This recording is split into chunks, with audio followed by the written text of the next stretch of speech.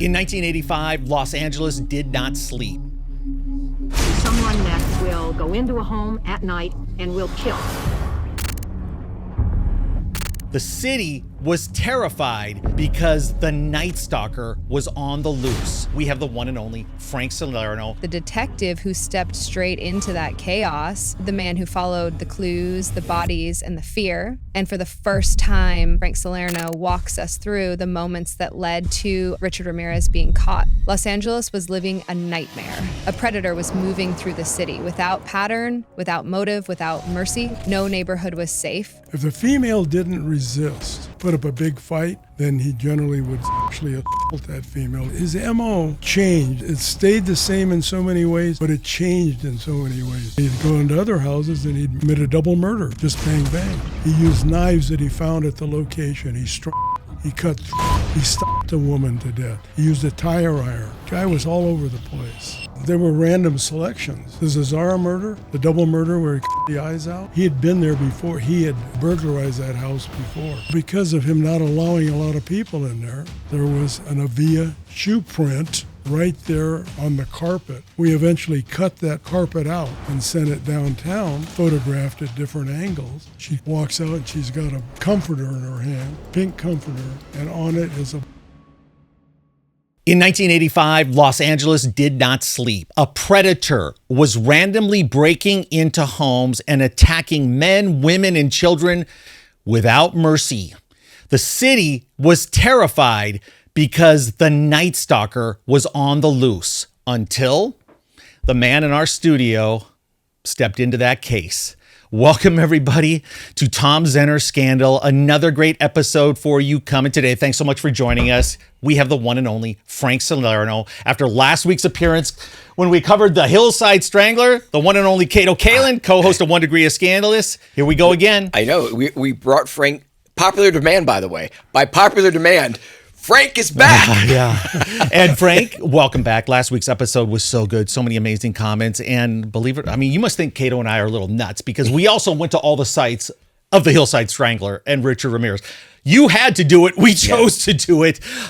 Your journey was a little bit more beneficial to this city, to the world, because that ended another reign of terror that you were in the middle of. And you know, Tom, speaking of that, because of Tom and I going to these sites, first of all, our audience loves that. We go to the actual crime sites and we try to get, as close to where things happen. And Tom, the thing about this, and we'll get into it with Frank, is that when we did the sites of the Hillside Strangler, it was all sort of the same MO, sort of like streetwalkers, young women, all that. But Ramirez, he did stuff with 80-year-old people. He did stuff with young. He was just insane of how he would do his killings, which is probably a lot harder, we'll find out, to follow someone's motive of how Richard Ramirez became the Night Stalker. And put the whole city on edge. The fear year, unbelievable. Never knew if you were going to be the next victim. And then another case and story and true crime piece of history that became larger than life. And this guy was in the middle of both of them. Frank, great to see you again. Thank you so much. You did the Hillside Strangler, and that's one of one in a lot of law enforcement people's career. It's as big as you get, and a few years later you're in a different one here. So how had your career changed? Because you became very famous after Hillside Strangler. You're still at LA Sheriff's, and then 1985 these murders start happening. So maybe just bring us back to that stage, because that was actually about 8 years before you retired. So you were a veteran detective at that point. So take us back to 1985. Well, still working the same team. We were broken to same way at the Homicide Bureau. I had a different partner at that point. John Paillet was my partner. We were just working cases. Gil Carrillo, who became my partner, was working, I believe, with Jim Mercer at the time on our team. And, we're just taking cases as they came in. Nothing different. Mm-hmm.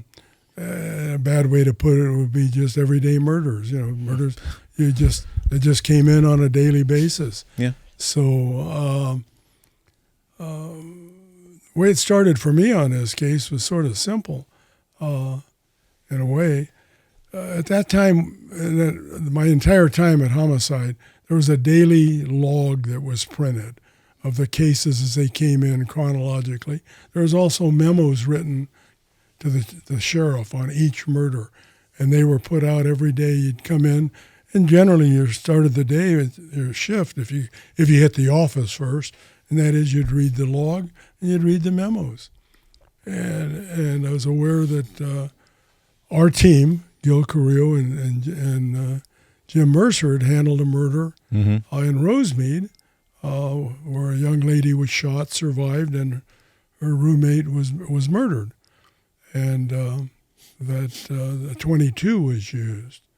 I was also aware that they had already connected that to another murder that occurred 45 minutes later in Monterey Park, just a short distance away, with a 22 that was the exact same weapon used on Carrillo and Mercer's murder. So they had a case going where there were at least 2 murders connected. Yeah, random but connected, right? Same Random gun. but connected. Yeah, isn't that crazy? Had to kill 2 people, separate locations around town. Exactly? What's going on there? And the scene of how the one woman is so lucky to survive, and went running off. That's a story in itself. You know, that's amazing that she's the one that survived. Her roommate gets killed, and I guess that he stares at her but lets her go. Yeah. And then he goes out and kills someone right after. Yeah, but 10 days later,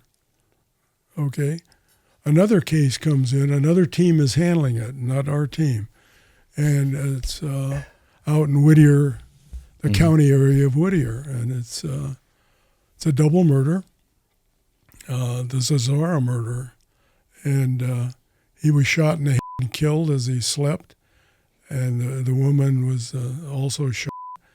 The unusual thing about that case was that the killer had removed her eyeballs, had carved out her eyeballs, and carved some sort of initials or something, not initials, but carved something on her chest. And there was a 22 used in that case also. So that was brought to everybody had that attention. The crime lab started checking those, and they could not they couldn't make the 22 in the Zazara case to the Rosemead and Monterey Park murder, but they could not eliminate it either. Right. Okay, they couldn't say, no, definitely not it. So we went into the Captain Bob Grimm, and said, Bob, this is what we've got. He says, what do you think? He said, hey, it could be something, could be nothing. Right. So he decided that we should put a small informal task force together, okay? And he said, I want you, pointed at me, to sort of ramrod it because of the Night Stalker, the Hillside Strangler case. I said, okay. So we put about 8 guys together, myself, my partner, Gil and his partner, Mercer, I think John Yarborough, and a few other guys. And we just started looking at various cases, all right? And we were handling our own cases at the same time. That's how I got involved in that case. A round table. It was assigned to me. Yeah. It wasn't arbitrarily like I got picked you. up the first case. So when this stuff is going on and you're appointed, like Grimm says that you be in charge of this task force, are you kind of like that line in Lethal Weapon where you're kind of saying, I'm too old for this shit? Is that? It's like, I always thought if Benjamin Button was the detective, he would say, I'm too young for this shit. But are you saying, I mean, that's a good question, Ken. And plus, he had no idea what he was getting into because it had just started. The biggest thing is we had no idea where it was going. First off, right. There might have ended up, there was no connection between Zazara and the first 2. So it ends up with 2 cases. And the guys, we run, Gil and his partner run with that case, and Monterey Park runs with theirs, and that's it. So, but it just exploded. Looking for threads, looking for some things that might link it. Yeah. The woman that was shot, and then Ramirez killed someone in Monterey Park that same day. When was the with the woman with the eyeballs out? How many days later was that one? 10. The Zazara double? Yeah. 10 days. 10 days later. 10 days after. 10 days So after. it was a short period of time. Yeah. okay? But it was, again, totally different than what had occurred 10 days before. Yeah. Because the young lady is coming home, Miss Hernandez is coming home, pulls in her garage at her condo, putting the door down, and all of a sudden there's a guy standing there holding a gun. And she throws her hands up, bang, she goes down, okay, and he goes into the house, into the condo, and shoots her roommate. And then 45 minutes later, a gal's pulled out of a car and shot. There's nothing to match up except the gun match. And the 22, the gun. The 22 matches. Yeah. Okay, so we're going to get into all this with Frank. The nightmare begins in 1985. Nobody knows what's going to be coming, but it was super hot that summer. People kept their windows open, their doors unlocked, and it was a nightmare for a lot of people. The city was in fear. We're going to talk about that. Frank's partnership with Gil Carrillo. This is going to be fascinating. Gil's been on a guest on our show many, many times. And then they start closing in on Ramirez. And that's when it gets so intense. He goes up to San Francisco into the Bay Area. The aftermath and how it ended on the street in East LA where Cato and I were. And all that. And by the way, Hotel Cecil plays a role in this too, because that's where Ramirez would go a lot of times in between murders. Cato and I did an episode from Hotel Cecil. You know, Cato, you mentioned the task force. This is at the beginning of this. You don't have a lot, and there's going to be a lot more murders. But I find it interesting that, you know, eventually you and Gil partner more on this, and you get some of that young blood of Gil that, you know, he's energetic. He's got some new ideas. He had pieced together some of the child abductions and some of the things that happened with the kids. And then you come in as the OG, as the guy who solved the Hillside Strangler. Probably there's pressure on you. You know, you have a reputation. You're brought in there for a reason. And the randomness of these murders. And then they start multiplying, and it could be a knife, it could be a gun, it could be a beat. But the one thread on the double murder was they take out the man first. That's what this guy was doing, right? So you're starting to think about what's similar here. And then would you see more of that? Yeah, we did. I mean, his MO became, if he went into a house where there's a man and a woman, a husband and wife, boyfriend, girlfriend, you know, and it was usually late at night. So many times the male was asleep on the couch, okay, and he'd immediately execute the male, put a gun to his head, bang, and then he'd take on the female. If the female didn't resist, okay, put up a big fight, then he generally would sexually assault that female or attempt to. If she put up a fight, okay, bang, you know, you're out of here now, okay? So his MO changed. It stayed the same in so many ways, but it changed in so many ways. I guess a good way to put it, he adapted to the situation, okay? Right. That's what he did. And nobody had ever been documented like this guy. Okay, we back when we, so many years before, when we did the Hillside Strangler case, strictly MO. You work strictly on MO, the type of victim, the location, how they were murdered, blah blah blah. Nobody had ever done anything like Ramirez. His victim's youngest, 6 years old. He was a pedophile. Also, he's a pedophile. The main thing, pedophile and a burglar, the main thing he was is a killer. That's what Richard Ramirez was. But he would take young people off the street, sexually assault them, and let them live. He would burglarize a house, take a young girl, kidnap her, sexually assault, and let her live. But he'd go into other houses and he'd commit a double murder, just bang, bang. And nobody had ever changed guns. Changed guns during this series. He used knives that he found at the location. He strangled. He cut throats. He stopped a woman to death. He used a tire iron. Guy was all over the place. Wow. You know, he's unpredictable, but predictable. What I mean by that is that, like you said, if the woman puts up a fight, he's going to shoot her right away. Predictable. If she's calm, he'll have sex with her and maybe kill her after. So he had that. That would be, I guess, his MO, but still random, unpredictable is probably so much tougher to solve. Oh, absolutely. And there were random selections. Most cases, they were random selections. Now, he went back on some. The Zazara murder, the double murder where he cut the eyes out. Yeah. He had been there before. He had burglarized that house before, we found out. One of the kidnappings, he had burglarized the house before of a young lady, okay? So he would go back sometimes, but most of the time they were random selections. Yeah. And he'd get in an area and he'd of Los Angeles County, and he'd become comfortable there. Then he'd move out, go to another area. Then he moved across the county, went from the the San Gabriel Valley to San Fernando Valley, and then to San Francisco, Right. then to Orange County. Yeah. He bounced all over the place. It's crazy. And, it's similar to the Hillside Strangler. The homicide started piling up quickly, right? So this was 85, in the summer of 85.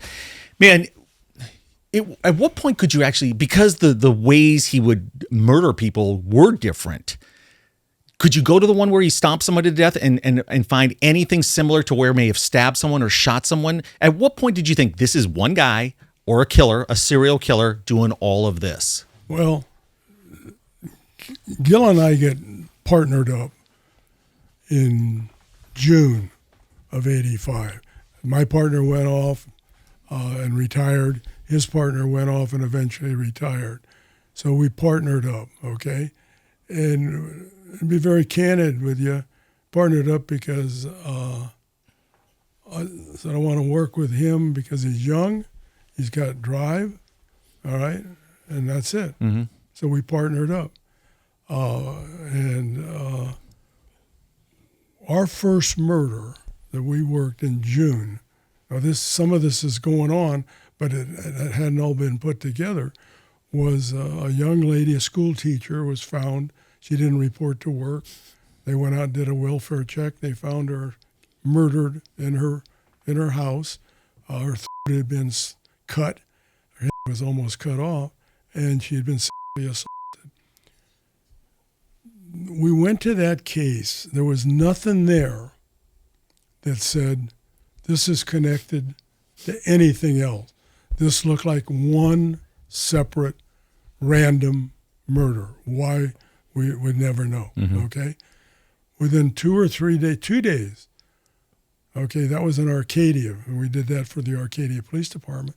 The Arcadia Police Department calls up, says we've got another murder, very close to the last one, and send the same team you sent out here that worked that one. There's that much, okay? And Gil and I rolled out there, and after we got there, and fortunately, the Arcadia cop that went out there, Dean Winter, did a great job of maintaining the crime scene. He didn't allow all the looky-loos to go through. Not the sergeant, not the lieutenant. Oh, what do you got in there? Right. Well, what we had in there, because of that, okay, this victim, Mary Cannon, she was fastidious at how she kept that house clean. And if she'd vacuum a room, she lived by herself.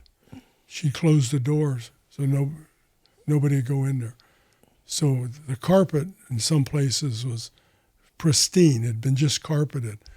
Oh, because of him not allowing a lot of people in there, there was an Avia shoe print, which we were looking at anyway, all right there on the carpet. We eventually cut that carpet out and sent it downtown, had it photographed at different angles, and showed that it wasn't Avia. The other thing was it connected to the case 2 days before, the young school teacher. Her was almost cut off, and the stab were within the slash. God. So we connected that to that one real quick, and then the Avia shoe. The Avia shoe, size 12, right? Yeah, that narrows it down quickly. Shoe print, and then in July, about 5 days later, that was July 1st. We get the Bennett case, young lady that's left for dead, beaten with a tire tool, strangled. And when we're processing the crime scene, our criminalist comes in and says, "Hey guys, look at this." And Giselle was her first name. walks out and she's got a comforter in her hand, pink comforter, and on it is a bloody Avia shoe print. Serial killer. I told Gil this. I swear Avias. This is like Yeah. 86 probably when I had a pair. White, size 12. Funny, huh? You know what? Yeah, because it's not that common. And Bruno Mali is not that common. You get something like It was that. a new shoe. Yeah, It was you a can new shoe. you can find out, Yeah. where they came from, how many were shipped to LA, what stores. Again, you're still a long way from catching him, Right. but you'll take anything at that point. Do you know what's amazing is that while this is going on, I don't think people realize that you're doing there's other murders, there's other things going on, and you guys are constantly busy. I mean, you're going to focus on this killer, this serial killer, but there's other stuff that's always happening in your life, and Gil. So it's like, I don't think people realize how hard it is, incredibly high stress and pressure and family, and now you've got these murders, and you're going to the murder scenes. You see the Avia, so you're sort of on the edge of your seat always with what's tomorrow going to bring. Well, if you're a homicide cop, you're constantly busy. Mm-hmm. I mean, Especially in LA. In At least LA. at a major, Yeah.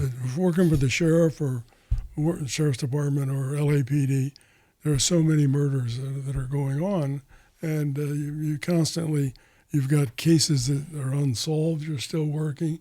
You've got cases in court. And then you've got current case that you're working. So it's a high stress job. Yeah. It's a very time consuming job, and it's hard. It takes a special woman to be married to a homicide cop. It really does. 100%. And, She has to understand the hours. Yeah, You can't talk the about hours. everything. She has to support you if and when she can and peel back, and realize that, and it takes a special woman because lives are at stake. And she married someone that is trying to help the city and protect the citizens. And everybody handles it differently. Every investigator handles it differently, and every family handles it differently. Yeah. I chose not to speak about any cases I worked. When I drove in that driveway, Done. we ain't talking about it. And they learned that, and they never questioned me. So there was no. They no talk needed just about the it. real version of you. And I'm sure it was a release for you not having to talk about it. The other thing too, when you talk about those types of details late at night, whether it's with your wife, that's not the time to do it. People are tired, it's frightening and the whole thing. So I respect that. And, but everybody's got to do it their own way. Now, the unique thing about you is, yes, every homicide detective always is busy and dealing with murders. Right. 2 instances with Hillside Strangler and now with what turned out to be the Night Stalker, you're wondering if there's going to be another one because you think it's the same guy. And that's got to be a different type of apprehension. But you're going to get more clues if there's another murder. So it's got to be this weird juxtaposition, right? Yeah, it can be mind-boggling. But you just take it one day at a time, one case at a time. Right. Try to remember what you've got. We finally established a task force, and the Strangler case was a great learning experience in handling a case involving multiple murders over a long period of time. And that's one of the things we didn't want to make those same mistakes. Yeah. Okay, and we didn't. We assigned, first off, instead of using anybody and everybody to run down clues, okay, I told Grim and I talked, my captain and I talked. I said, Bob, I said one of the problems in the Strangler case was they had just any detective run down clues, and that one of the clues was greatly missed. Okay, so we should have homicide cops doing it.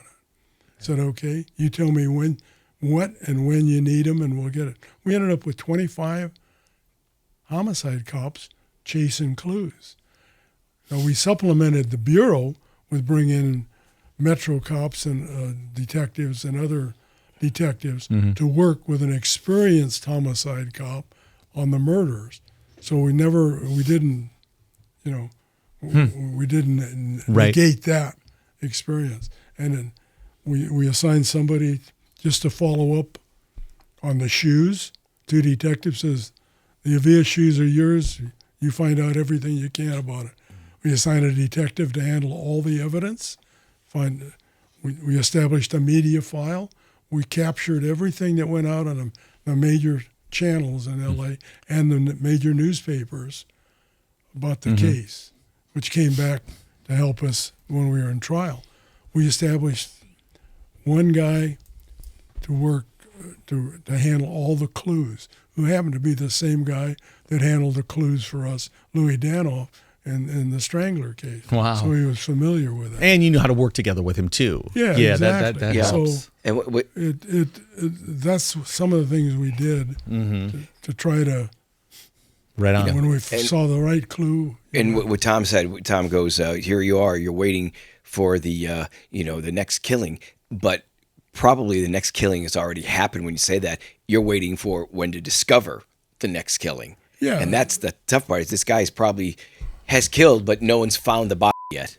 Well, in the Stalker case, most of those were discovered early on because they were either the victims hadn't been heard from and there was a welfare check done. Right. So we didn't have to wait and find a decomposed body or anything like that.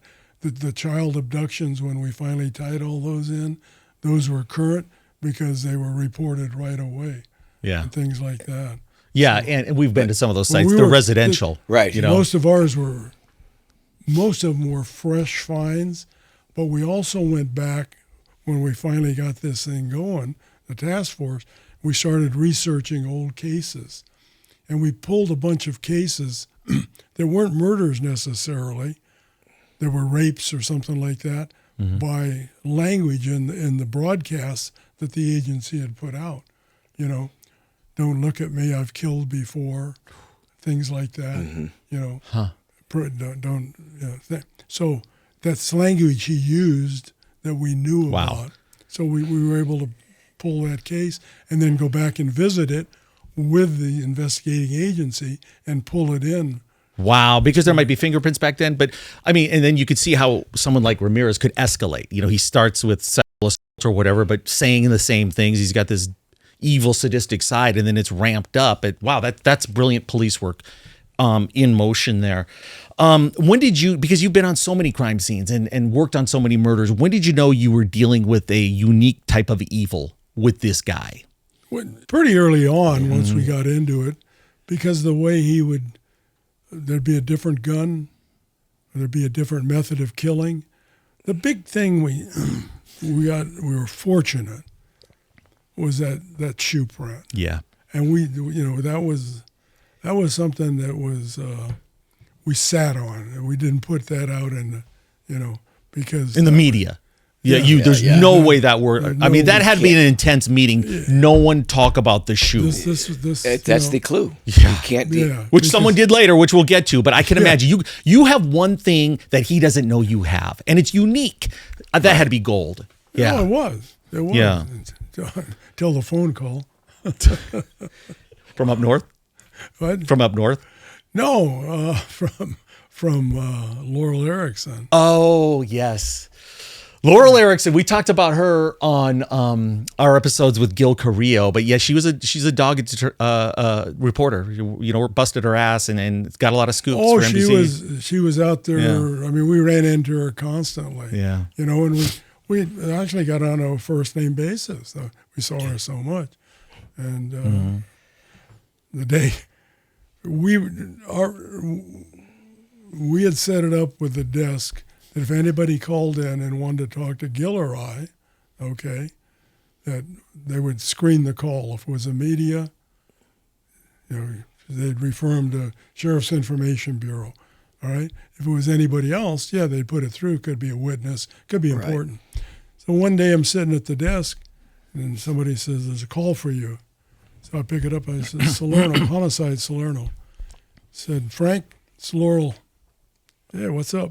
She says, "I know about the shoe." I said, "What shoe?" She says, "The Avia shoe print." I said, "Okay, so now what?" She says, "Well," I said, "I'm going to do a story on it." I said, "Laurel, you can't do that." Laura, you just can't do that. Can't do that. That is the key to this case right now. Nobody knows that we're sitting on that. He said, well, I'm going to do a story. Oh. I says, Laurel, hang on. Put her on hold. Yep. I went in and talked to Captain Grimm, and I said, Bob, I said, I got Laurel Erickson, and this is the situation. He says, put her through to me. It's got So he talks to her. I go back to the desk. He comes back out. He said, okay, here's the deal. He said, you and Gil are going to leave this office in about 40, 45 minutes, whatever it was. Going to walk down the east stairs to the parking lot. You're going to be met by an NBC crew with Laurel Erickson, and they're going to interview you. They are not going to ask you any specifics about the case or the shoe. They want an exclusive interview. That was a negotiation. And that was a negotiation. Yep. And she sat on it. So she got an exclusive interview, which is good. Yeah. But she didn't mention the shoe, which if you have a conscience at all, I Right, don't you care. can't. You know, and you know what? She would have destroyed her relationship with everybody in the sheriff's department at that moment if she did that, knowing how important it was. But yeah, that was a balancing act where you had to deal with the media because they're on this that was because the the deal. city was petrified. We worked Yeah. a deal with ABC in the Hillside Strangler case. Yeah. Okay, when we found out about Becky Spears and Sabra Hannon, they were going to fly Wayne Satz, who was an outside reporter for him, to Phoenix and interview her. And we said, whoa, time out. So we made a deal. Stan White, one of our detectives who broke that to us, got on the airplane. He flew with them. Stan interviewed him first. They interviewed her. They sat on it. We said, you cannot release that interview until we arrest Bono. And they sat on that until the night we arrested Bono. Then they went, they got an exclusive. Yeah. They got an award on it. Yeah. Yep. And they were the only ones there Yeah. when we served the search warrant. It's a win-win. I mean, they Right. they get something out of it for sure. There's a barter system. Yeah. It's like, you do this for me, I'll do this for you. I've had great luck working with the media Yeah. because of things we've established. You know, a couple of weeks ago, we had Jim Clemente, who was an FBI profiler. 22 years in the FBI, Right. high-profile cases, brilliant guy, writes for Criminal Minds. Do you guys ever reach out? I mean, when this guy's so random, whoever this dude is, right, killing people, 22, knife, stomp, pipe, whatever. Is it all in-house, or do you reach out to other resources and talk to as many other, departments, jurisdictions that you can? Early on, we reached out to the FBI, the profiling unit in L.A. They had a profile liaison guy in L.A., and Gil called him. So he called him, spoke with him. After he spoke with him, ran the case by him, but the young kids, this and that, all the ins and outs, he said, doesn't qualify. To get them involved, or nothing For them to matches get up? involved. Okay. So it doesn't sound like, Just basically he said it doesn't sound like it's all connected. Never had anything like that. Wow. So later on, maybe a month later or whatever, after it really got going hot and heavy, Right. okay, called Quantico and spoke with Bill Hagmeyer back there, who I knew, and they sent a team out. Now, they sent a team out. We gave them everything. They looked at it. To be honest with you, and they said the same thing. Wow. They didn't tell us anything we didn't know. Right. Gil always believed it was, though, didn't he? Gil always kind of felt it was the same guy from those assaults a year ago. Gil was the first one to think the young people were involved in this, our young victims, the kidnappings and sexual assaults. Okay? Now, a lot of people didn't think that. Okay? Now, I never told Gil he was full of whatever, but I wouldn't do that.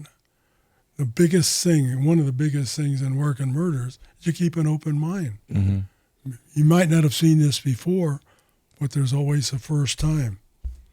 And each case, each murder is a learning experience. Yeah, there's a lot of similarities in a murder and what you do. Right. But, you know, you learn from them. Mm-hmm. And that was the case. Yeah. You know, and a lot of guys, I don't remember Gil ever telling me this, but I'm sure a number of guys said, Gil, you're full of shit. I'm sure. Yeah, if Gil, you're watching, good job, man, because I'm sure he was young. He was a young detective at the time, and to stand by his guns, that really helped, right? Yeah. You need one guy that okay, I'm really committed to this. For some reason, I'm compelled to believe it's happening this way, and he stays on it, and then maybe some things, you can see things differently through a different lens or a different prism. Think out of the box. That was Gil. And in the meantime, more murders. Ugh.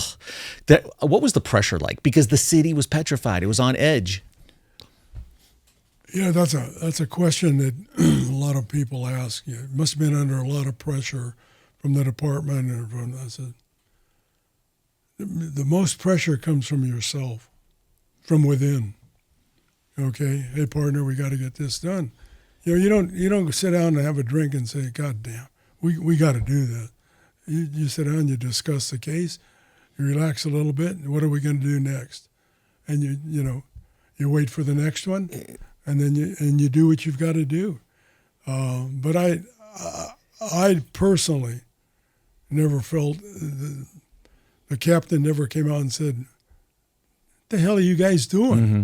You know, he says, "What's up? What's new? Yeah. What do you need?" Yeah, things like that. Yeah, the pressure comes mainly from within, and whatever you put on yourself. Right. Yeah, it'd be impossible to solve it if you're, I got to solve this today. I got to chase this lead. You know, I mean, that's why you're a legend, right? Because you understand I'm doing my job. I can't let everything sway me. I got to trust my instincts, get the support, and hopefully have a good partner too, which you seem to.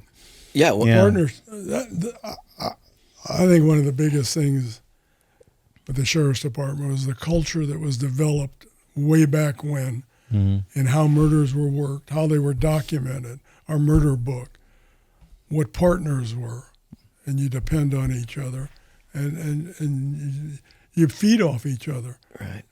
You know, one thinks this, one thinks that, one has experience this way, and that's why it's called a partnership. Mm-hmm. Yeah, and it's a we thing, not an I thing. Yep, 100%. Well, you say that you have to trust your instincts now, but this case has no instincts. Because it's random.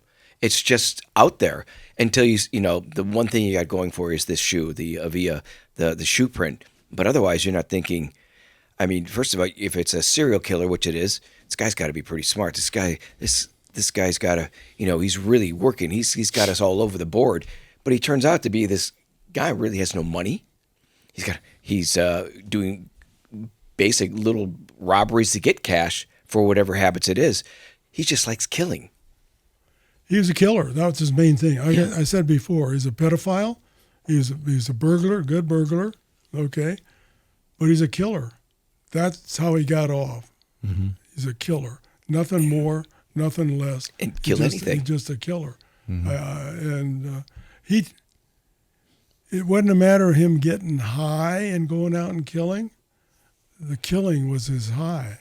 He told us when we interviewed him after we convicted him, and he's waiting to go to death row, he made sure when he went out on the streets, he had his wits about him.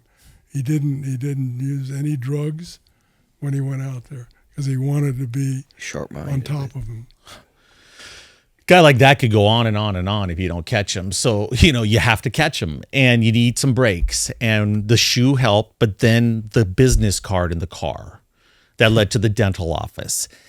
Is that another moment when you're just grinding probably 15, 16 hours every day, not, feeling like you're making advancements like you want, but then boom, you find this card. Did you understand the value of that immediately? You're talking about the business card for the dental office. For the dental office? Well, yeah. It took us a while to get that. Yeah. Okay. Because LAPD had that. Oh, that's right. So the car was sitting in the heat in the impound lot. Yeah, the car. Yeah. This is a case where he attempted to kidnap a young lady off the street, okay? And he leaves, and he gets stopped by a motor officer just to get as he's getting on the freeway. And motor officer gets him out of the car. He's in a stolen car, by the way. Mm-hmm. And I want some ID. You see your driver's license. He's got no driver's license. He hands him a little wallet. It's got a personalized phone book. Remember the little personalized phone books? Where you write the numbers in and stuff? Yeah, you write yeah. He had that. He had a business card of a dentist in it. And that was about it, nothing else. He hands it to him, and the motor officer says, stay here. And he stays on the car, okay, walks back, gets on the radio. Well, Ramirez tells us after he's convicted, when we interview him, he says, I heard a broadcast come out on the motor officers of the attempt kidnapping, which was me. And he basically says, feet don't fail me now. And he books. And he escapes. He runs, gets away. Then they discover he's got a stolen car. They impound the car. That's all they think. Okay, but they never say anything about this. And we inquire about that case, and we said we'd like, and they don't tell us about the card. They said the car would be fingerprinted, okay, and that was it. They sort of shut us down. We revisited it a week or so, or 2 weeks later. God. Same thing. Then we find out, we have the captain make an inquiry about it. We find out the car had been sitting out in the sun and nothing was done. So with prints. it. No prints. And they had this little personal phone book, and it's got a business card in it. Okay? It's a dentist in Chinatown. Well, by then we knew, we'd been described to us by surviving victims, bad teeth, okay? Mm-hmm. Well, we'll get a hold of the dentist. We find out on July 3rd he had been in there on an appointment. The Bennett case happened on the 5th. And then subsequent to that, we had other murders. If we'd have known about that at the time, all right, we could have taken some action, all right? So we eventually put a couple of detectives in there in a surveillance, all right? Well, we were told to pull them out because nothing happened. And we put, LAPD had a system where they had a robbery alarm. Yeah, like a little panic button or something, right? Yeah, they put it in there, and you hit the button and sends it to LAPD, and then they send help. Well, we find out. He came in, kept hitting the button, never got anybody to come help him. I mean, Gil told us this story too. And think about it. Richard Ramirez is in the lobby. He's in the lobby. And the gap you were talking about was from when the car was put in an impound before you guys went back and revisited it. There was a couple more murders during that week, during that time. It's hot and the car's losing out. Don't you test the button first? Don't you test the button to make sure it works first? You'd hope so. I hope so. That's one of those situations where you have to catch the killer, or else the LAPD, that's a house of horrors that they'd have to face. Did they ever go back to was it a CHP that pulled him over when he was in the stolen car and get a composite out of him? Did he remember anything about how he looked? No, it was LAPD motor officer that stopped him. He was going to get on the freeway. That was never done. When we found out about it was so much after the fact anyway, to start with. All right, that was number one. But no, that was not done. Yeah. So this is close though. Once you get that little book that had the business card, you do the surveillance, things start heating up there where you're getting closer and closer. Right. I know it's hard to remember exactly how you felt, but did you think, okay, these random things are connected to this dude that went to this dentist's office that day? Well, the cases are building. We like I say, he started jumping from the San Gabriel Valley. He went out to the San Fernando Valley, all right, in Northridge. Then from there he ended up Diamond Bar. Then he went out to San Francisco, then down to Orange County. So he's bouncing all over the place, and we're connecting the cases, all right, because of conversation, because of shoe prints, because of weapons, okay, and things like that. There's no doubt about all these cases.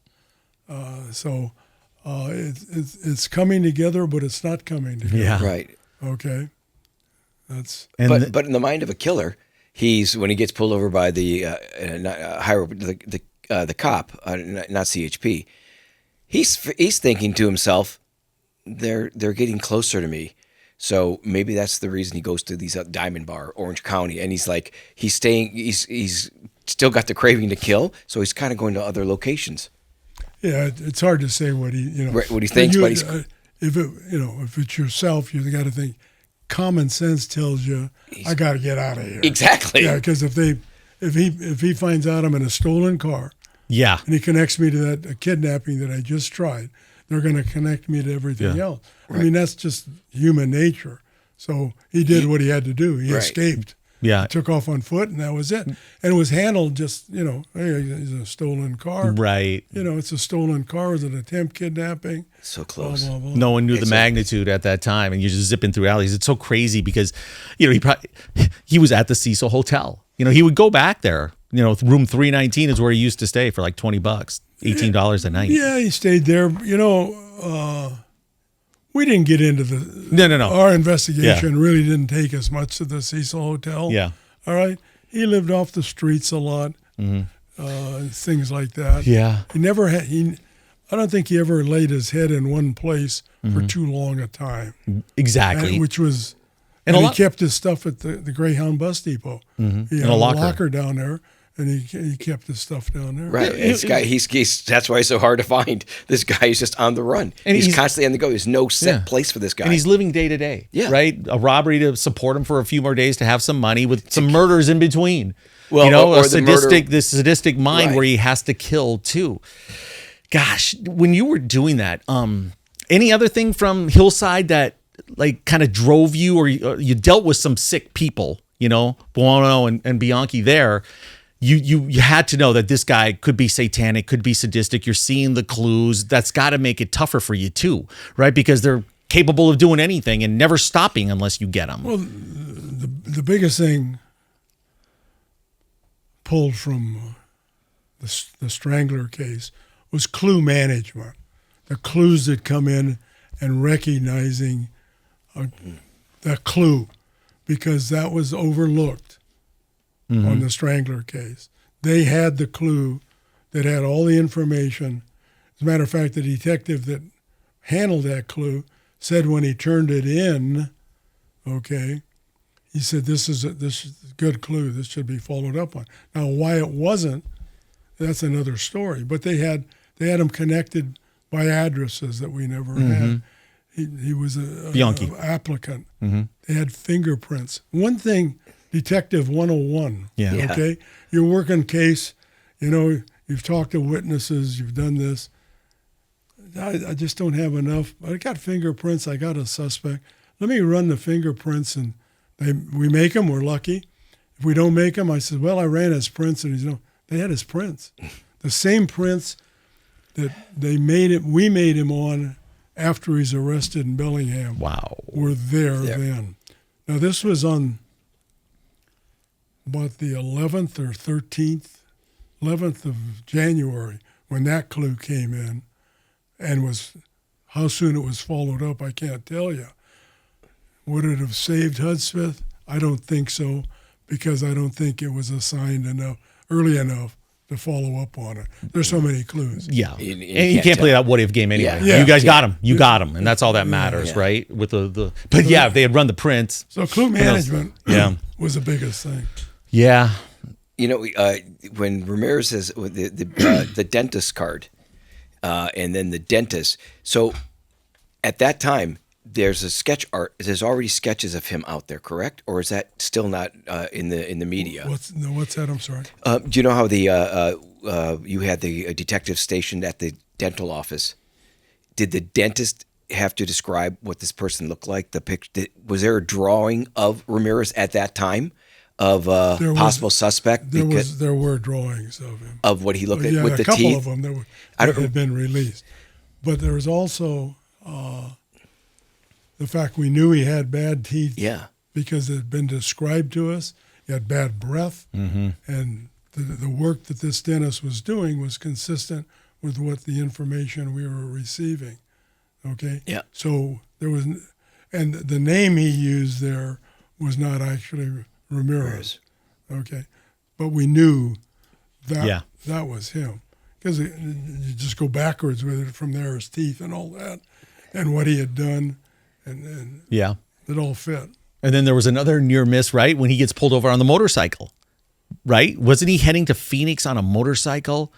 And he gets remember Gil telling us that story? Yeah. There was it was Phoenix. And he had a gun on him too. Yeah. I think maybe that happened in Phoenix, but wow, you know. Well, he had a bunch of close calls. He had a gun on him on this stop that we're talking about. Yeah. He tossed the gun before he got stopped. We later went back after the fact, okay, did a search and found a 38 revolver. A 38. So Yeah. And now clearly he was reading the papers. He knew you were on the case at some point, which you didn't know till later, which is a great story, which we'll get to. But man, what was the total? Was 14 with him? 14 murders? yeah.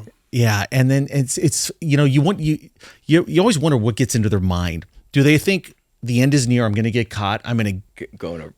it just triggers me even more. And there's more victims, or I peel it back. Right. And that's a great question because he had so many close calls. I think at one point he's like, I'm invincible. He's just thinking, I'm not going to get caught. well, plus he's They've satanic, had so many chances. which alters your Yeah. thinking too, probably.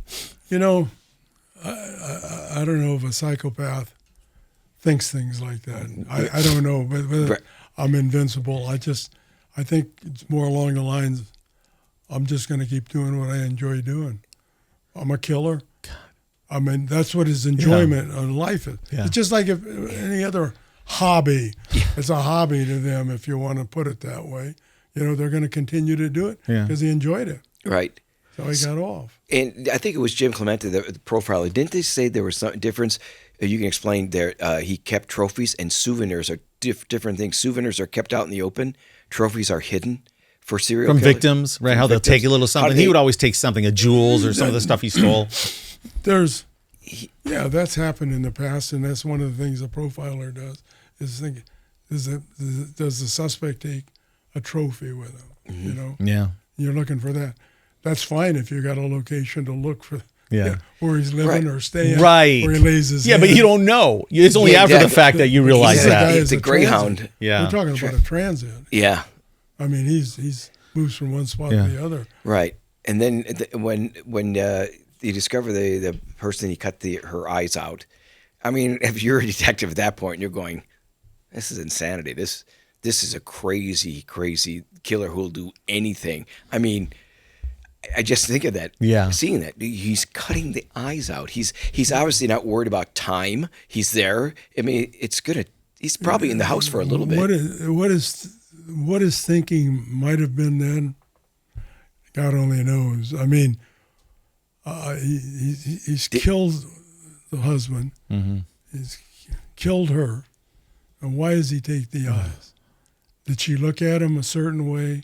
Did he? Yeah, who knows? Right. You know, I mean, and it's very to say that's uncommon is it's an understatement. Yeah. That just doesn't happen. It's just, It's interesting because in both the Hillside and now Richard Ramirez, he leaves town. He goes to San Francisco, the Bay Area, and commits another murder.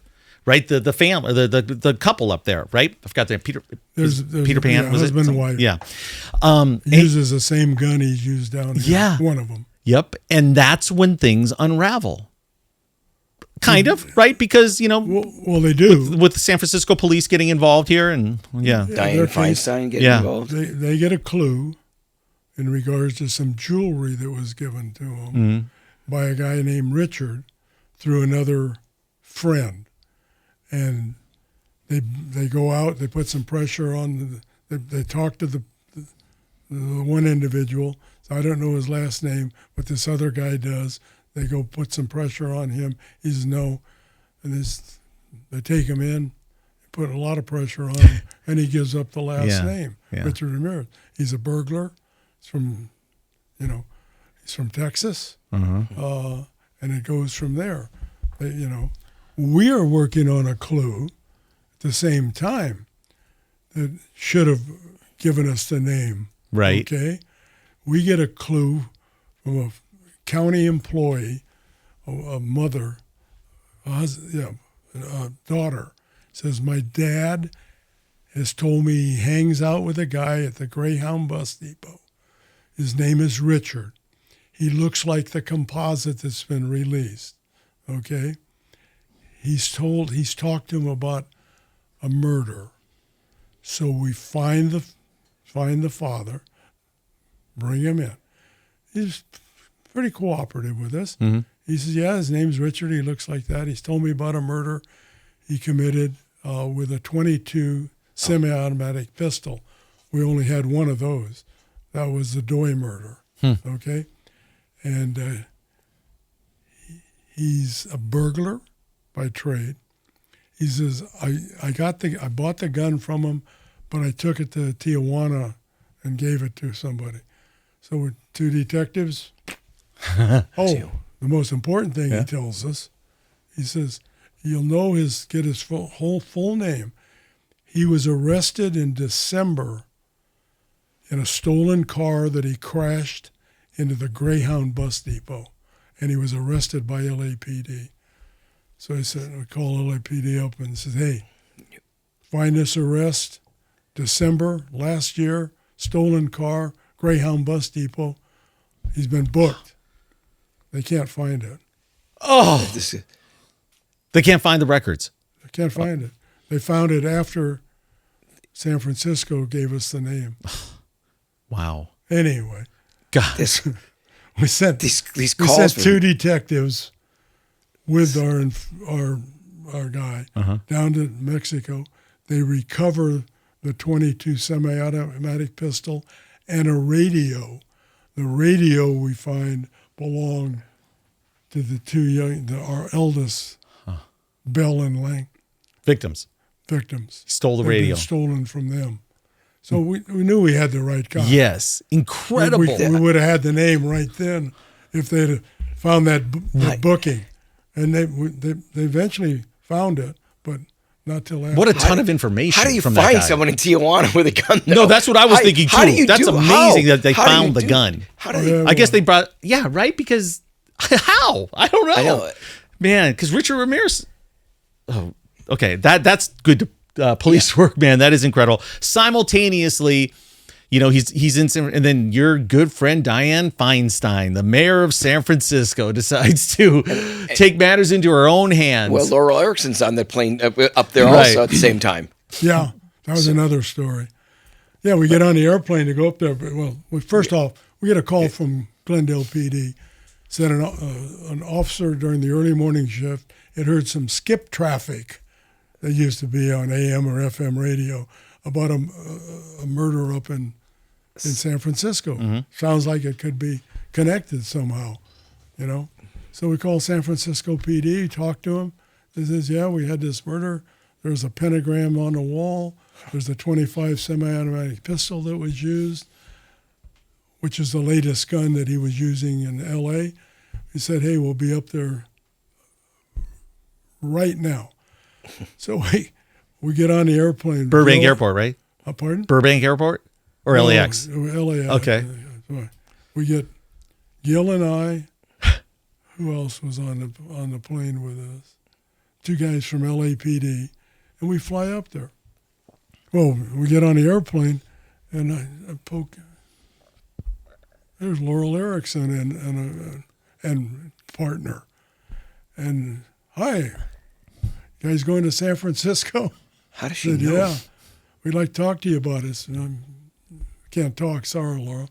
We get up there, and they take us to the crime scene.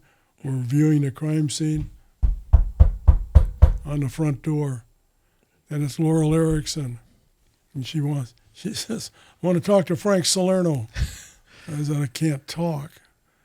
They were on the flight back with us too. Jeez. So is that insider information? How does she know all this? No, that's a good question. Is She it must like have inside scoop a person? good crime reporter in Los Angeles, if they've worked a while, they will have Sources. connections Yeah. within the department.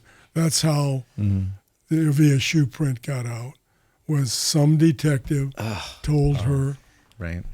for a drink or whatever, man, they're sitting on this, and that's how she got it. That's how she knew we were flying up there. Man, 2 for 2. Had to piss you off a little bit though, right? The last thing you need is a reporter, there, or do you think is, hey, Was there any doing their harm to job. be had there? She was doing her job. As long as they don't interfere with the actual investigation. Yeah. Well, then, but the mayor did. Yeah. Were you correct? back in LA by the time Feinstein had the press conference, or were you still up in the Bay Area? No, we were. I don't think we had left yet. I forget if we hadn't left yet, and she had, because we had shared with the homicide detectives from San Francisco everything that we had down here, all so they knew, because they've got now one of the murders that's connected. Well, they briefed their command staff, who then briefed the mayor, and she gets on the air and she gives it all up. The Avia shoe, the gun, the 22. Yeah, he chucks it over the Golden Gate Bridge then, right? He throws Yeah. she But, just and there's gives no it all up. reason. There's no reason she has to give that up. other than being self-serving. Yeah. You know, Why would she? Why would a person even do that when it's an investigation of people being killed? It makes no sense. No common sense. Oh, no common sense, right? Yeah. No common did- sense. well, I guess that's why she became a politician. Yeah. Man, I and then to think all the work you guys have done, and you're thinking, he knows. He knows we know his shoe. But we're close. But at least he's scared, and he's heading back to L.A., right? Makes it back to L.A., and then is he on that flight too? do you look back there? Is Ramirez on that flight too? Sitting next to Laurel? Not quite. We hadn't filled that one. He's a stowaway in He's luggage. yeah. Oh, my God. So, yeah, you're coming down. But then, do you, as a seasoned detective, who's done this before, can you sense we're getting close? This is a matter of days. Yeah, I always felt we were going to solve it. I just didn't want to. I just like to make it I sound more didn't want to dramatic. have to depend on having somebody else. Right, murder. Right. Okay. Yeah, yeah. But yeah, we're getting close, and especially with the fact of the information we've got received from our clue, and then the fact that they got a name up there before LAPD couldn't find the name for us. But anyway. Yeah. So. And then he gets back to the bus station. Cato and I were there. They spot him. He's on the run, heads into East LA, and the neighborhood kind of, does a little vigilante justice, right? Yeah, well, we thought he was going to, in our mind, we thought he was going to try to escape L.A. Right. And we knew he used the bus, excuse me, based on the same informant that took us to Tijuana and recovered the gun. He said he uses the bus. So I figured he's going to get on a bus and make it. So we employed LAPD's special investigation team to sit on it down there. Now he's coming into town. All right. He makes them, not because they're in uniform. They just to him they right? look like cops. He He doesn't was too know. clean. He doesn't know that they're there for him. Wow. He just thinks they're cops. No cops. I'm going to go out the bus entrance instead of the people exit. And he walks out that way, walks to the liquor store, and then there's all the newspapers, says, with his picture and everything, and he panics. Yeah. It's him. And that's out of a movie. It is. That is a movie. He It's gets dramatic, He right? gets on the bus. The people in the bus are turning around and pointing. It's him, Then they all got the paper right there. It's him. You know what's crazy? It hasn't been a movie. It hasn't really been a main motion picture, because it is a movie in real. I mean, you think about it. But Wouldn't that be amazing? There's films with that aren't about him, Yeah. but obviously Yeah, copied. yeah. There's a lot. But with him, he just looks like Yeah. a satanic serial killer. He just looks like it. Like he came out of Central Casting. Yeah, You know? He looks Evil. like he's out of Central Casting. Yeah. Is a good way to put it. Yeah. Yeah, if you were gonna picture one, his picture would fit perfect. So late that morning, it's over. And then you are going down to Hollenbach, right? Isn't that where they took Yeah, him? we'd been told we'd got a call and he's in custody, and that he'd been taken to Hollenbach, which is another story.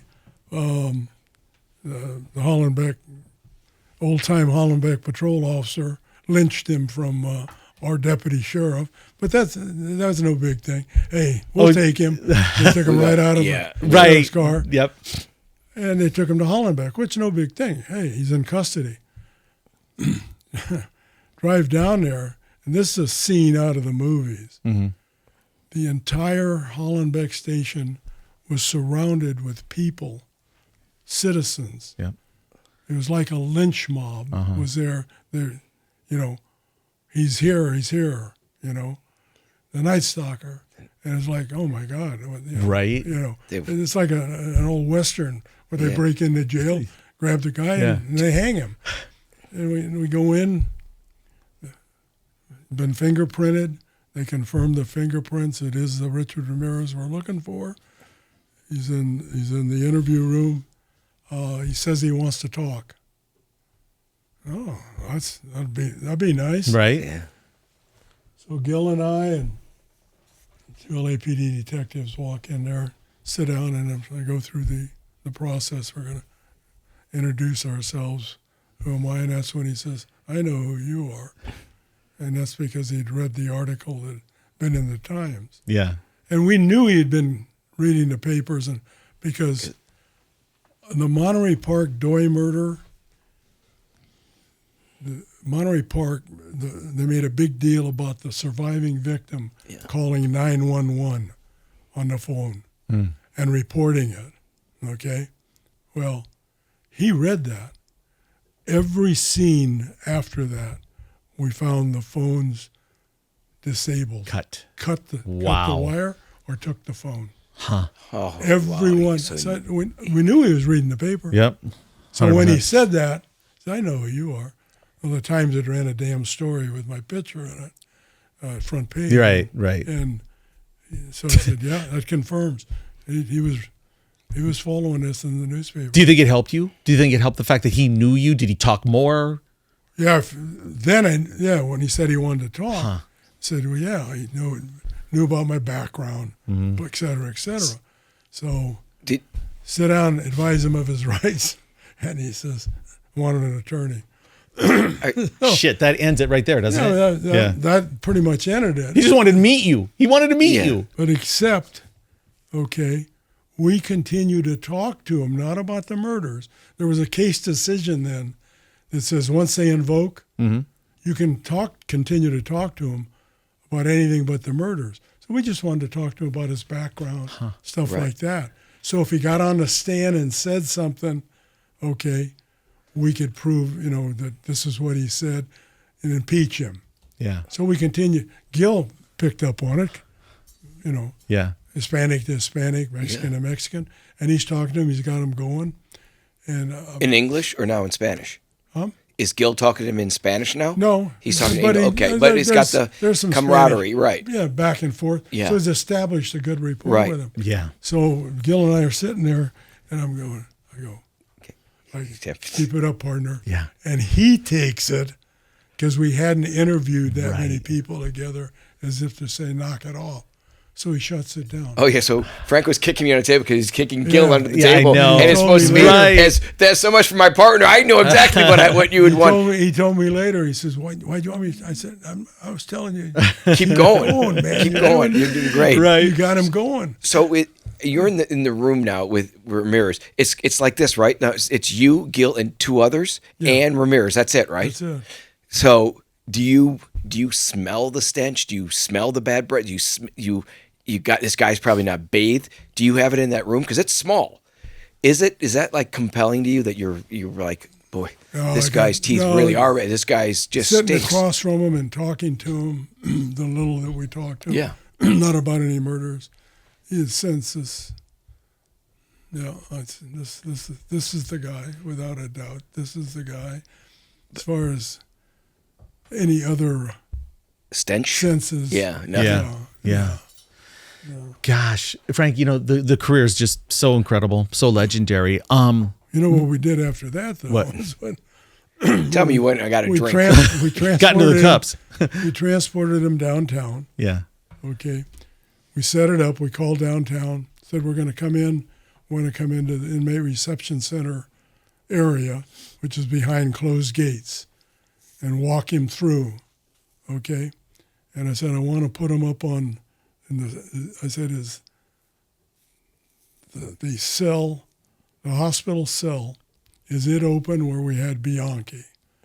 And they said yes. I said, okay, I want that cell. That's where we're going to book him. We took him up. As we're walking up, and we're bullshitting back and forth, and we get up on the second floor, this is where you're going to be, Richard. I said, okay. I said, you know who was in here before you? He says, who?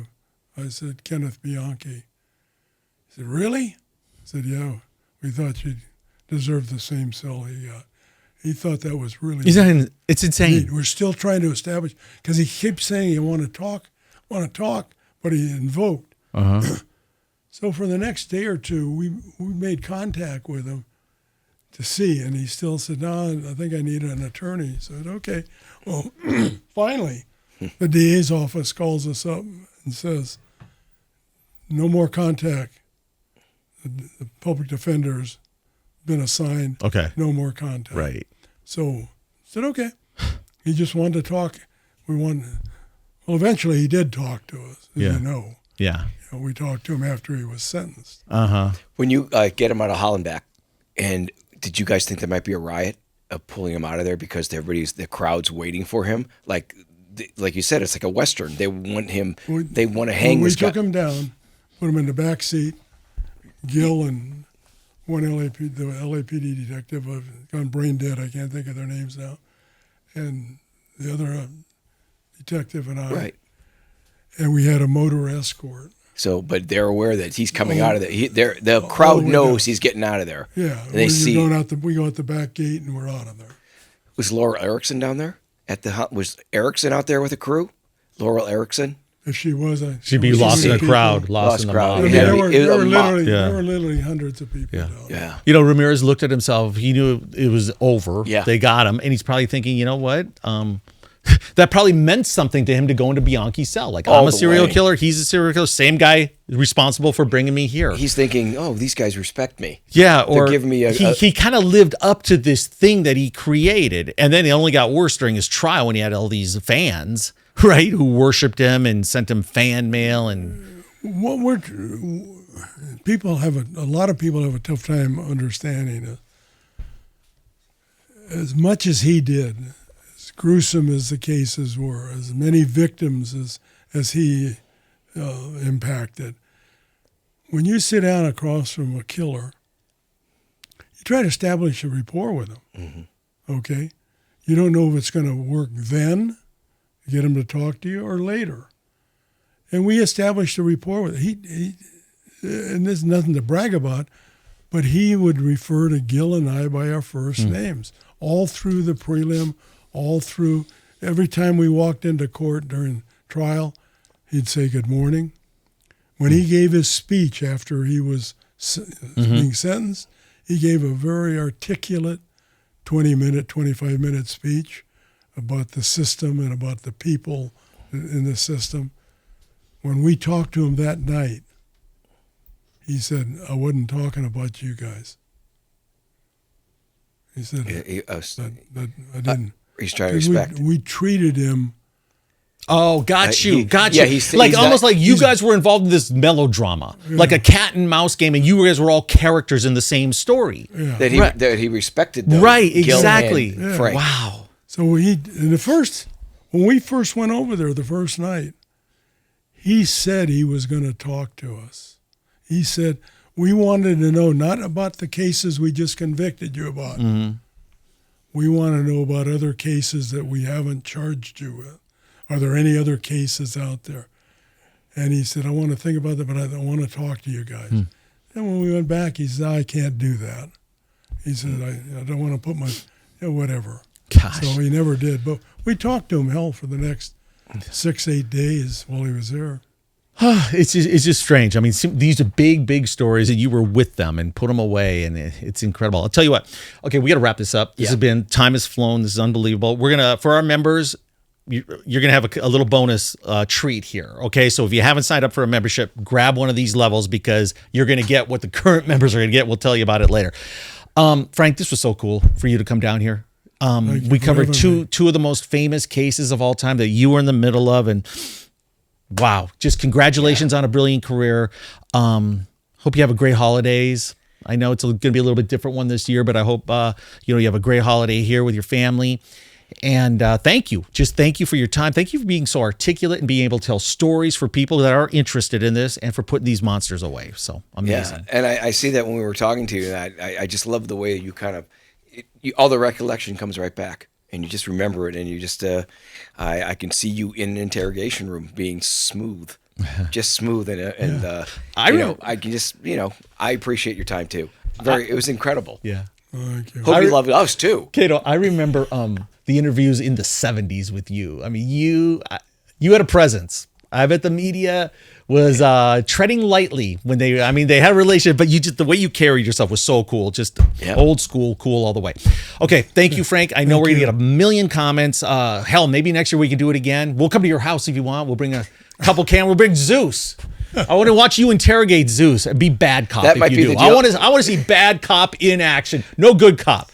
Zeus, will you be interrogated? Do you mind? Frank, we're saying that might be the deal breaker, Zeus. Sorry.